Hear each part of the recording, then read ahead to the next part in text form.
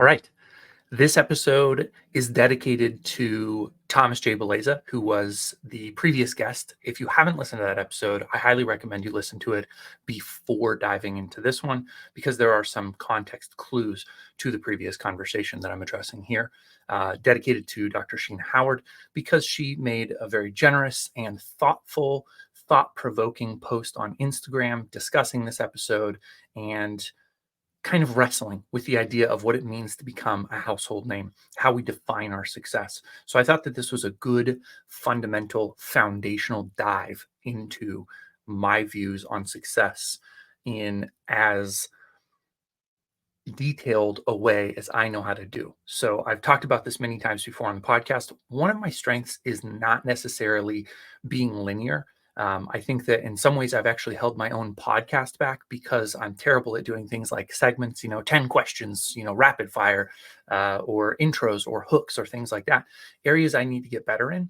But alas, this is who I am. So today I'm going to deliver this to you mostly from a pre-prepared written um, text that I've been working on since last week after Sheena's post on Instagram, and that's why I dedicated it to her, because it is a direct response to some of the questions she raised that I think are deeper examination. So let's dive in. Success is doing what you want on your terms. Some people will define it a little bit differently as doing what you want with who you want when you want. Those two definitions are fairly commonly thrown around right now as a synonym or a definition of success. The dictionary itself, this is from three different sources: Merriam-Webster, dictionary.com, and good old-fashioned Google Dictionary. So I think that probably gives you a good enough cross-section of how success is defined via the interwebs. It's a noun, and it is a favorable or desired outcome, the attainment of wealth, favor, or eminence, the accomplishment of an aim or purpose, or the accomplishment of one's goals. In any of those definitions, you have a great deal of subjectivity woven into the fabric of success. And so I'd say that at its most basic level, you can view success as hearing my voice. That's not because I'm egotistical here. The reason that that's the most basic definition of success is because you set out to listen to this podcast. So you pulled open your chosen app, you found my broadcast, and you played this episode. You know what? I prefer Spotify. You may be using Apple Podcasts or Podbean or something else. But the fact is, you're listening to this episode on your terms because you chose to. And so that's a success. That defines success for you. It's important that we have that definition because, in the broader sense, we all define this subjectively, what success means to us. Your success would not be your significant other's success or your brother's success or your daughter's success, though it may have some shared success, kind of like the Venn diagram. You may have some overlap in your shared success. The example that I like to give, or that I'm going to give, is maybe fidelity. Maybe you decide that it is successful for you to be in a romantic relationship with somebody who's faithful to you. They may share that definition of success. In a lot of cases, they do. There are open relationships, but most people, the majority of people out there, define a successful romantic relationship as being faithful to one another. So you have some overlap. However, there is an area where this gets a little bit more interesting. You might have the view that viewing images of people in nakedness is not breaking your commitment to be faithful to your significant other. And your significant other might believe that reading romance novels is not breaking the contract of being faithful with you. But in both cases, you are pursuing a certain level of intimacy that you're not deriving from your partner. And as long as you both define that your successes are acceptable with each other, you continue to succeed by doing something different. So I want to look at this at a deeper level too, because success is also being true to yourself.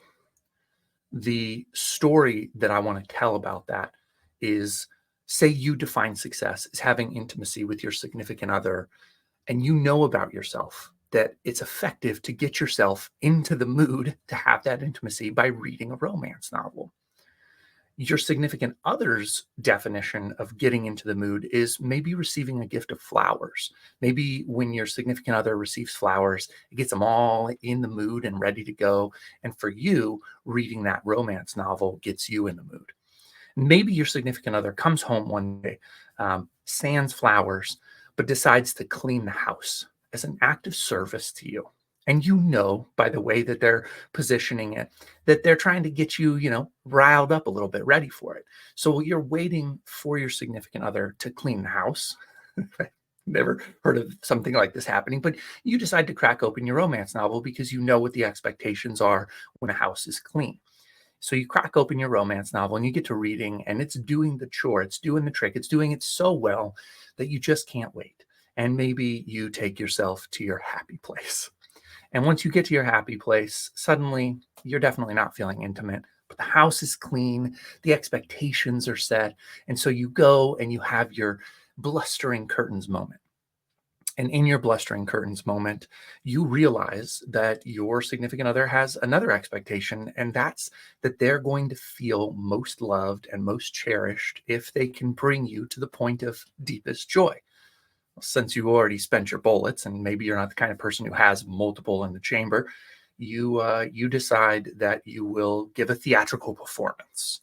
And I'm trying not to gender this situation. Some of us have a harder time performing theater because we have actual bullets, and some of us don't. But let's set that aside and pretend that it doesn't matter what parts we're working with here. you you perform this theater, and so everybody ends feeling like they got what they set out to get, even though some of the things along the way didn't look exactly the way that they thought they would. And so they leave that situation. And perhaps at the end, there's a small sense that there was a bit of a letdown because it looked different than it was supposed to. It felt a little different than it was supposed to. And maybe you didn't make that deepest connection. At that point, you have a couple of choices. And this is going to be indicative of a longer story that I'm going to tell. At that point, you have a couple choices. You can choose to blame your significant other. Both of you did something that, by your own definition was wrong, not successful. One of you chose to clean when flowers would have done the duty, and one of you chose to read the romance novel and get a little hot and bothered and maybe jump the gun, if you will. You could blame your significant other and say, well, that person didn't give me flowers, and so I had to take care of myself. Or you could say that person read a romance novel and took care of themselves, and so I didn't get the opportunity to connect in that special way. Or you could redefine success.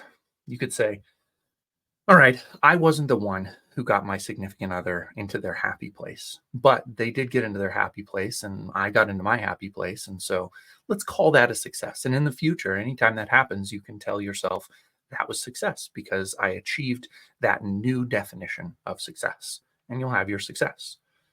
Or alternatively, you can choose to accept blame. You can accept blame that you knew flowers would be better, but maybe in the back of your mind, you always think that cut flowers are a waste of money. They just die. They look pretty for like 2 days and then they're shedding petals all over the place. Or you may accept blame and say, really should not have taken that romance novel all the way to bed with me. And if you accept blame, then you can recommit yourself to the success that you initially set out to have. If options one or two, to blame or to redefine success, you're in good company because the majority of everybody in this world chooses blame or redefining success. If you choose to accept responsibility, you're already in a minority. So I want to give you another story, and this one I hope hits closer to home because you're listening to a podcast that really deals with writers, fiction writers, novelists, their journey to become a household name. That's my journey, and so I assume that I'm going to connect with people who are on this same journey. Let's say that your goal is to be the next Ernest Hemingway. And maybe that happened for you when you read Hills Like White Elephants. I can neither confirm nor deny that this part of the story comes pretty autobiographically. Some of the details are changed, but this is a well-known story by Ernest Hemingway, considered to be one of the greatest writers of all time, and one of his finest stories of all time. Say that you read that story and you recognize its power, its subtlety, its character depth, its tension, its stakes, the implications. And from that awakening, you committed yourself to writing a story that would speak to readers the way his story spoke to you. But when you set out to make your dream a success, you begin to realize Hills Like White Elephants is deceptively simple. This is the truth, man. Hills Like White Elephants doesn't use big words. It doesn't use massive concepts. It leans really, really heavily into subtext.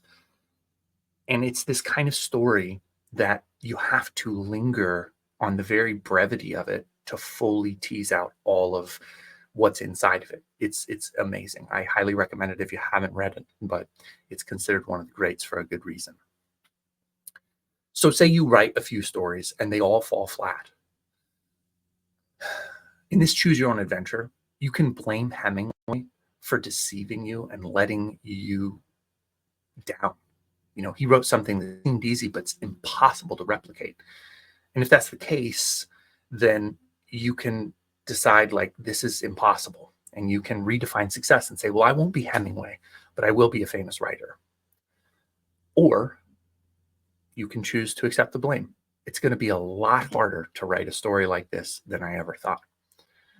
And while the majority of people are going to choose options 1 and 2 and not pursue a Hemingway-like career, some people will choose the third option, and they'll decide that they're going to keep writing. They're going to write more stories. They're going to go deeper into the process, and they are going to, by golly, write a Hemingway-like story.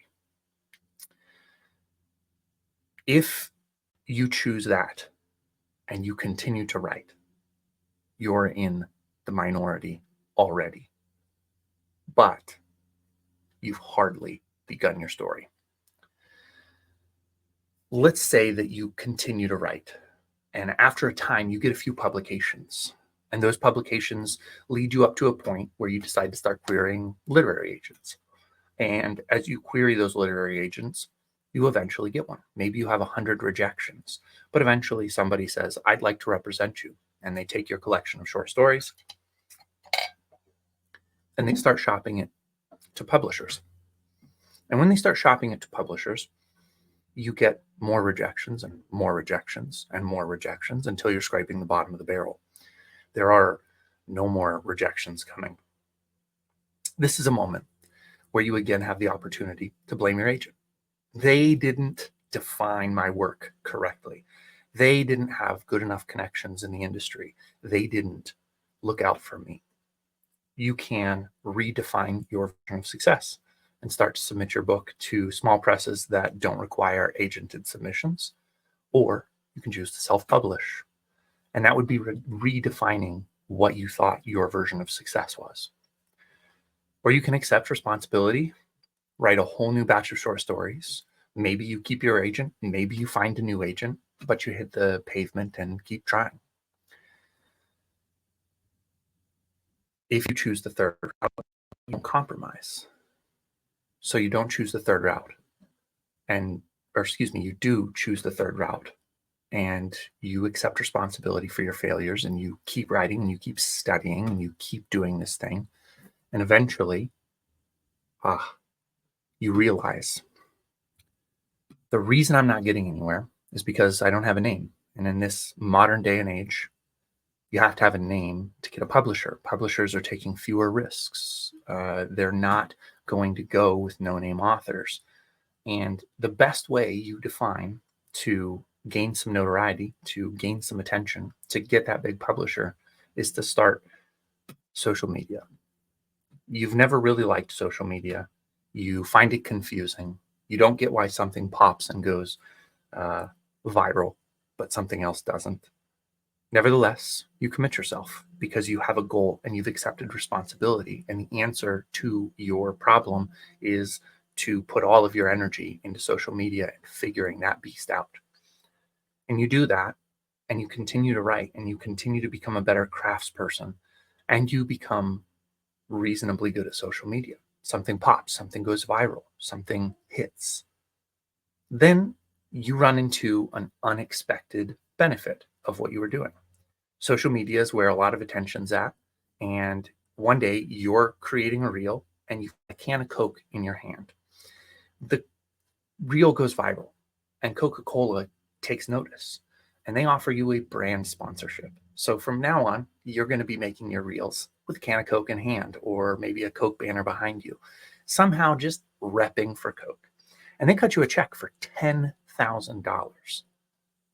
You get that check in the mail a week after you have the conversation with them. And from then on out, you're making all of these reels and you're repping for Coke.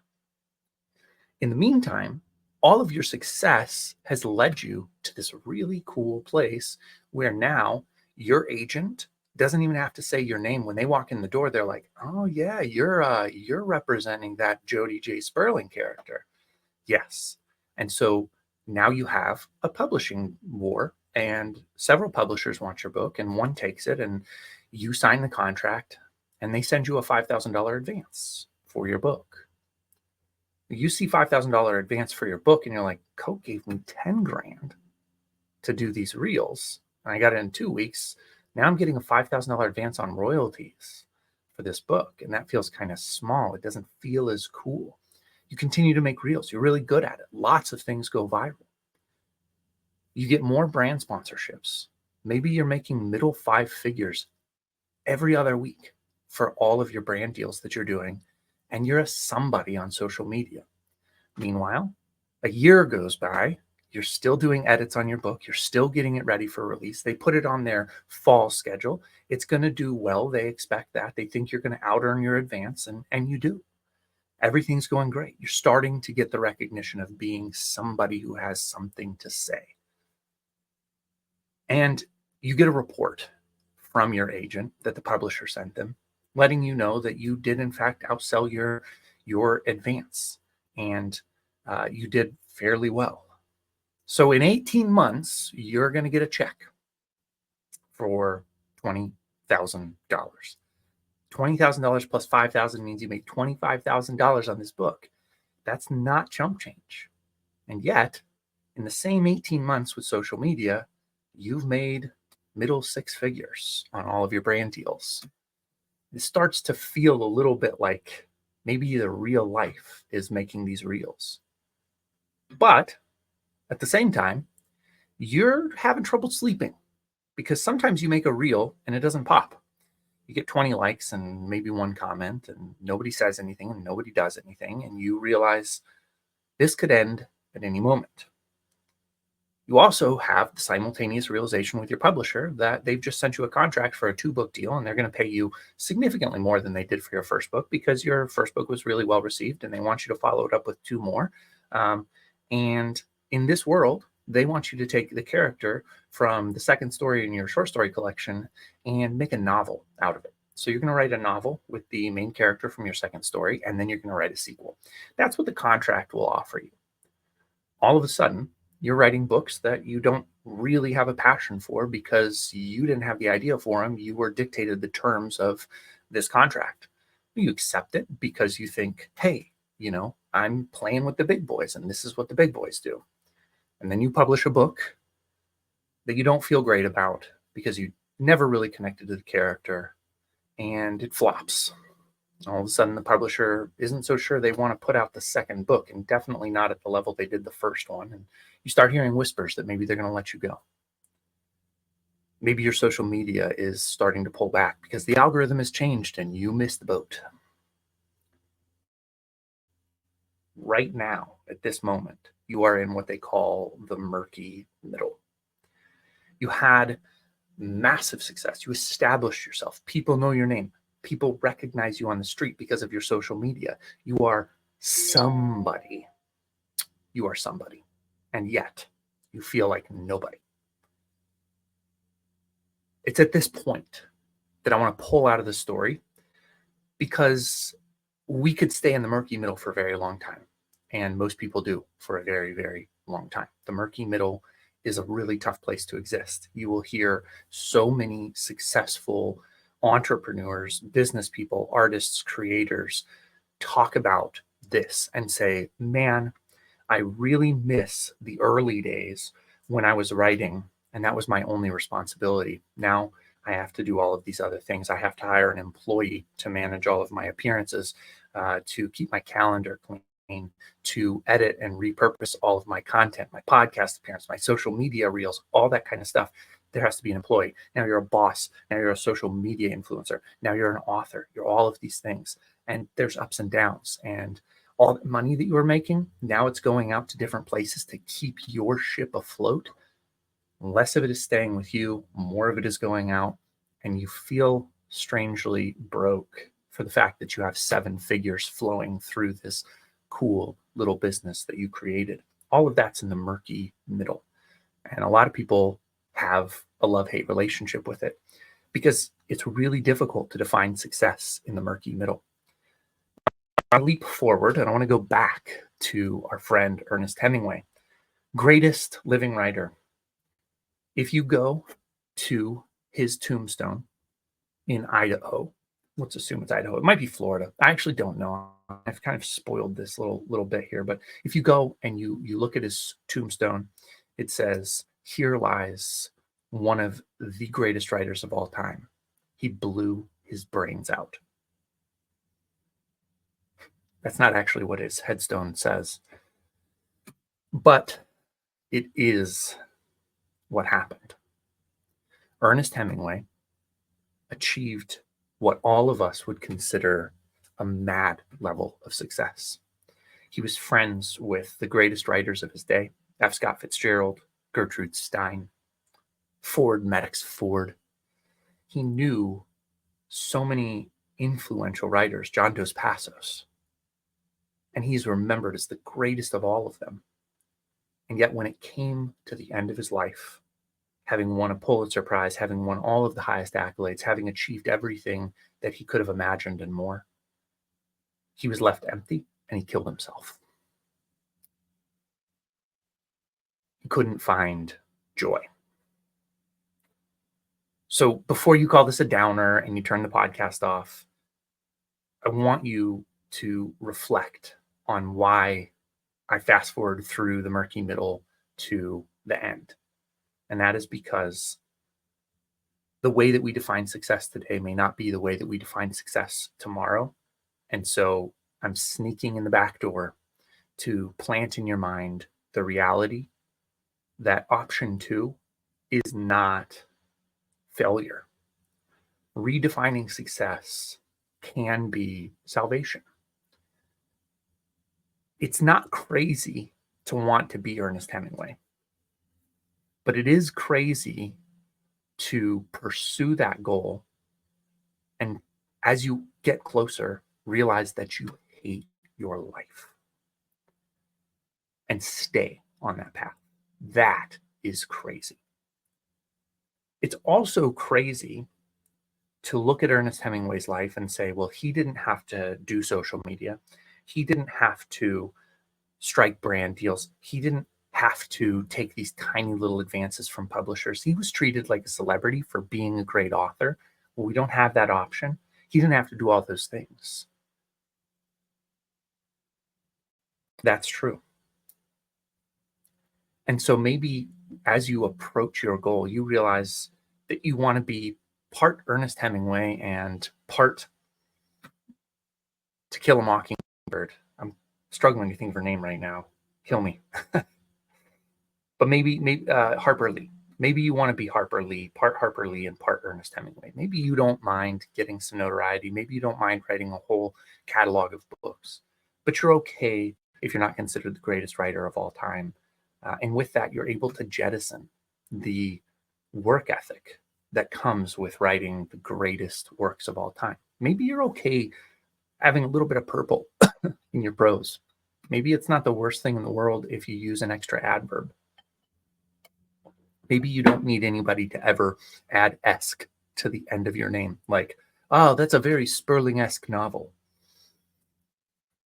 Hemingway-esque, anyways. Maybe all of that's okay. And redefining your success is simply you having better vision of the field. I think if you go back and you look at the two examples I've given, you with your significant other and the journey to be a great writer, you can see in both scenarios that redefining success wasn't a failure. It's okay as you get more information to redefine what you want to do. However, it's okay to stick with your definition of success as long as you understand that if you don't manipulate that definition, you also cannot manipulate anything else that goes with it.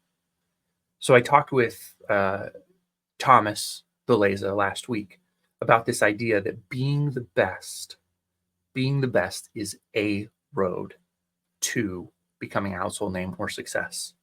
Being the best is a brand in and of itself. I talked about Michael Jordan, LeBron James. Now I'm talking about Ernest Hemingway. When you think about them, their brand is the best. Not every book that Hemingway wrote is the best book that anyone ever wrote. You can't even name all of his books, I guarantee it, unless you are a huge Hemingway fan. You also can't name how many shots Michael Jordan missed that resulted in losing the game. Same goes for LeBron. Same goes for Tiger Woods. Anybody who's ever achieved a brand of excellence. But being the best is a route. I want to touch briefly on this and give my reason for saying that it is a route to success and it's one that you can embrace.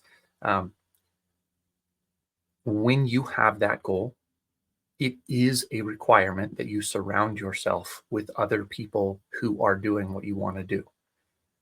It will come naturally to you to pursue that when your goal is to be the best. You will surround yourself with people playing at your level.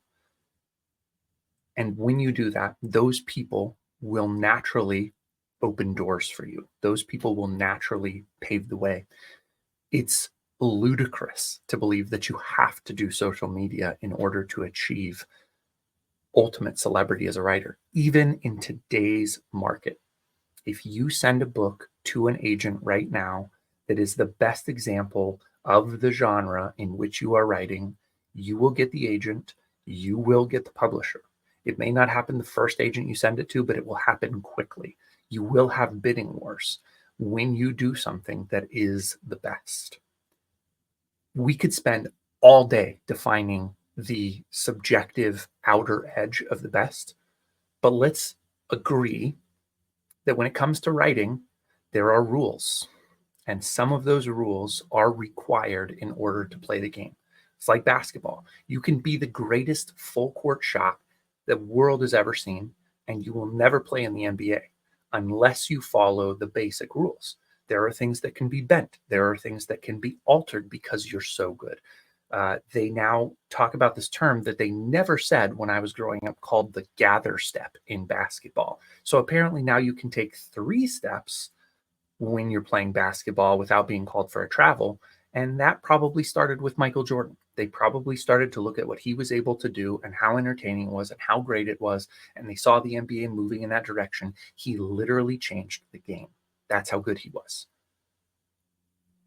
The same is true of writing.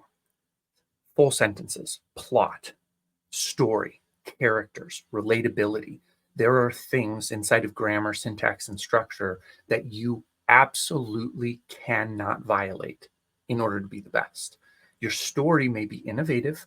Your story may not connect with everybody who reads it, but if you have the best syntax, the best grammar, the best characters, the most relatable characters, the most timely themes, all of those things together, you will be recognized. There is no stopping you. J.K. Rowling hit on something, and she might not have known at the time what she was doing, but she hit on timeless themes with her characters. She remade stories that had already been made, things that likely were so deep in her subconscious, she couldn't help but tell that story. And she did it better than anybody else. It's not that there weren't other wizard books out there, and probably great wizard books, books about wizards going to school and learning wizardry. I'm sure that if you're listening, you know of a story like that. The reality is she did it best. It's not a subjective thing. She did it best. And as she grew in fame and popularity, she had to go through the murky middle just like all of us. She's had her troubles. Love her, love her views, hate her views, separate her views from her work, or hold her accountable for the whole package. All of that is irrelevant. What is relevant is that she's come back as Robert Galbraith and written all of the Cormorant Strike novels. And those books are amazing. They were validated by people before anyone knew J.K. Rowling was Robert Galbraith. Well, at least the first one was. The Cuckoo's Calling, nobody knew that J.K. Rowling was J.K. Rowling. And yet she was able to recreate her success. The same thing happened with Stephen King. Stephen King came out with the Bachman novels. And his first Bachman novels, he wrote pseudonymously without anybody knowing he was him. They did not share the same level of success that the Stephen King name did, but they were best sellers. He wrote bestsellers without his name, and that's because he had achieved a level of amazingness, of talent, of skill that made him unrefusable. If you don't believe you can get there, you just have never worked hard enough. There are all kinds of politics behind this kind of stuff. But when it comes down to it, if you become the best, you cannot be refused. You also can't dictate the terms. It may take the right moment still and all kinds of luck. But the best can't get denied. There is a whole lot of better routes. Like I said, Ernest Hemingway committed suicide. Robin Williams committed suicide. Anthony Bourdain committed suicide. You can list off so many people who died clearly unhappy. Prince, Tom Petty. On and on and on the list goes. Being the best does not guarantee that your success is even desirable. So it's okay when you learn the field better if you need to redefine your success. Nobody will hold that against you. I think where I have issues is the idea that you can redefine your success and still claim that you achieved your goals. I think that's where humility comes in. Humility says, oh, brand deals are more lucrative. And so I'm going to spend 90% of my time making content on social media. And I will use that leverage to publish books and I'll have bestsellers. But I know that I'm only spending 10% of my energy writing these novels. And so I have the humility to say, hey, I think these are great stories. They're no Hemingway, but that's okay. Not every book has to be Hemingway. I think that the humility to say, I'm not the best, but I'm good and you will enjoy this is refreshing. And I hope that on your journey, you can have these moments of humility. Say, I'm not the best.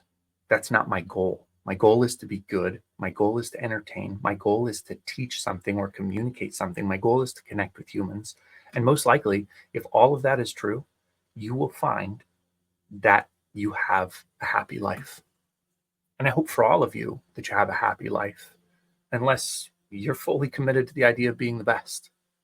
And if that's your 100% commitment, then get after it and work really, really hard.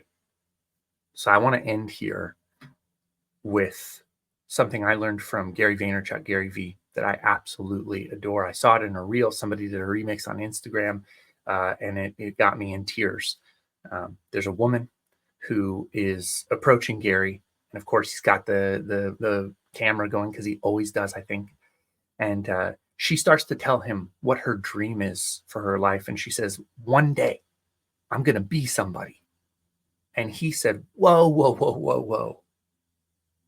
He said, "Listen to me." And he grabbed her shoulders and he said, "You already are somebody." And I want that to sink in for you. I hope just hearing it lit up all your lights. It is for me. What he's saying is not that you've achieved your goals. It's not saying that you're good enough for yourself. It's not saying that the journey's already over, that you should be satisfied. It's saying you already are somebody before you even fail 1,000 times. You are already somebody before you succeed one time. Right now, at this exact moment, you are somebody. Your success will not validate you being somebody. Your achieving your goals will not validate you being somebody. You're somebody right now. And the other thing that Gary Vaynerchuk says, he says, stop complaining, dick. Get out there and work.